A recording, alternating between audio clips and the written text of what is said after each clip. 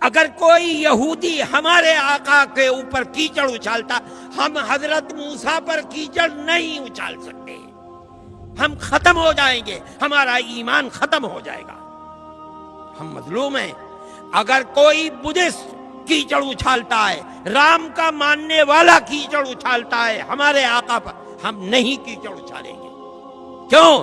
قرآن نے کہا ہے وَلَا تَسُبُّوا الَّذِينَ يَدْعُونَ مِن دُونِ اللَّهِ فَيَسُبُّوا اللَّهَ عَدْوًا بِغَيْرِ، جانتے ہوئے کہ یہ پرستش اللہ کی نہیں کر رہا ہے، اللہ نے ہمیں منع کیا ہے تم انہیں برا بھلا مت کہو، ہم نہیں کہتے برا بھلا۔ آپ نے دیکھا ہوگا رام کو ہم نہیں برا، ہمارے سر اور آنکھوں پر ہم ان کا احترام کرتے ہیں، ہم مہاتما بدھ کا احترام کرتے ہیں۔ رہ گئی یہ بات کہ ان کی تعلیمات کے اندر شرک و کفر ہے۔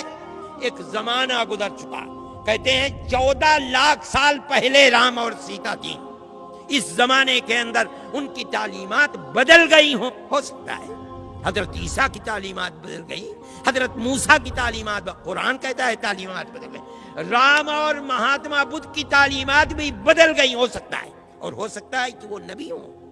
علماء کا ایک طبقہ یہ بھی کہتا ہے، اور قرآن کہتا ہے لِكُلِّ قَوْمٍ ہَادٍ، ہم نے ہر قوم کے اندر اللہ کا راستہ بتانے والے، قوم کو ہدایت دینے والے افراد پیدا کیے ہیں، ہو سکتا ہے۔ لیکن حضرت عیسیٰ اور حضرت موسیٰ پر قرآن کی طرف سے نبوت کی دلیل ہے، ان پر کوئی دلیل نہیں۔ ایسے میں مسلمان پر فرض ہے وہ اپنی زبان کو بند رکھے۔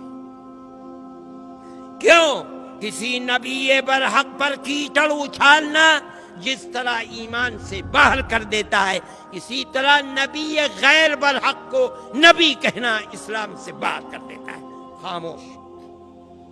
مسلمان کو یہ طریقہ اپنانا چاہیے اور اسی پر زندہ رہنا چاہیے۔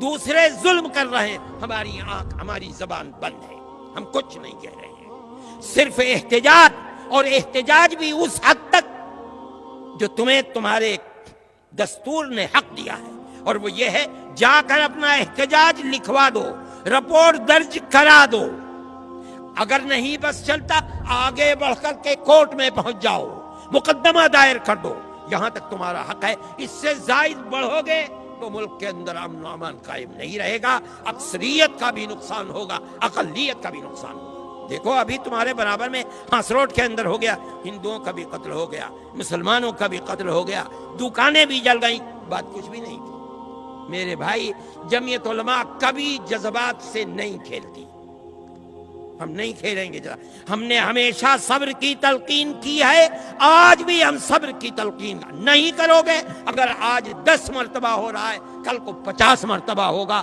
50 مرتبہ کل ہوگا، پرسوں 100 مرتبہ ہوگا، یہ دنیا امن کا گہوارہ ہے، تباہی آئے گی، اقلیت کا بھی نقصان ہوگا، اکثریت کا بھی نقصان۔ اور ہم ان لوگوں سے جو بے وقوفی کر رہے ہیں، ملک میں امن و امان کو آگ لگا رہے ہیں، ہم ان سے کہتے ہیں کہ اپنے ملک کے وفادار بنو، اقتدار کی ہوس کے اندر ملک کے امن و امان کو برباد نہ کرو۔ اگر کرو گے تو یاد رکھو تاریخ کے اندر تم ملک کے سب سے بڑے غدار اور دشمن سمجھے جاؤ گے۔